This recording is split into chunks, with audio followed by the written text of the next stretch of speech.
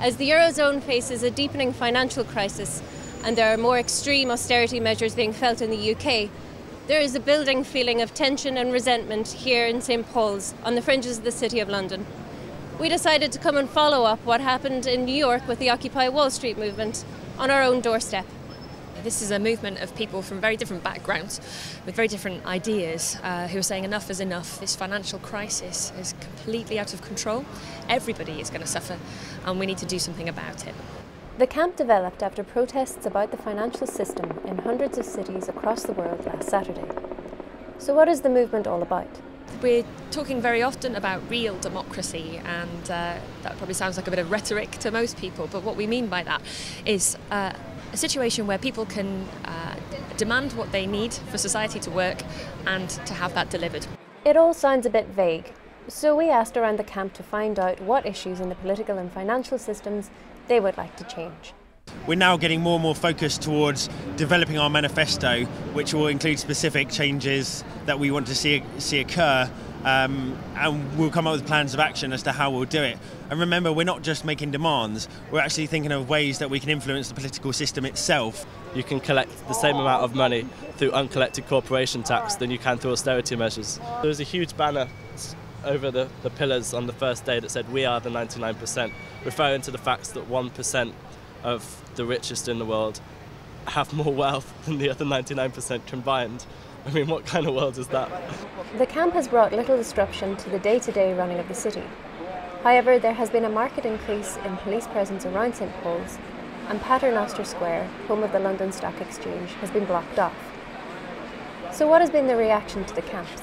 An overwhelmingly positive reception. I mean, what basically have is a huge talking shop. Everybody is talking to everybody else, and they're all discussing serious things. There's often policemen in these groups, there's often journalists, just openly chatting. And there's been 2 Labour MPs who've come down. There was I'm not sure whether it was the chief executive, but somebody high up in the corporate structure of Barclays came down to address the assembly. The overwhelming majority of people have been very supportive. We've had a lot of confused tourists bumbling into us, not quite sure what to think.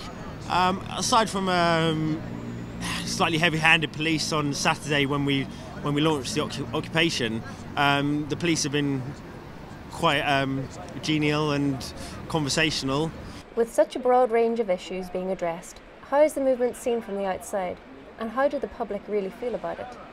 And it's quite interesting to see. I mean, I think there's been a lot of activity around this, and I think it's good that messages are coming out and that we can have a platform to discuss. I'm not sure that the actual roots of the issues are actually being addressed or are clear, and I think that makes it somewhat difficult in terms of justifying being here.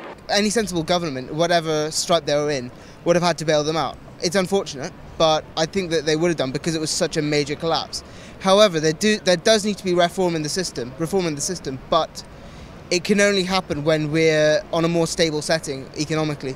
I think that to destroy banks now would be an act of suicide. That said, though, I do agree. Why should taxpayers' money be left to proper people who are a lot richer than they are? Why should the man who struggles to pay his bills have to pay for a banker getting a £1 million bonus? I mean, you've got to look at it on all sides. I'm personally not so sure it's necessarily all about corporate greed. I mean, obviously there are people behind the corporates, and I think to some extent it might be a case of being actually individual greed. So what is the future for the camp? There are people determined to see this through to the finish.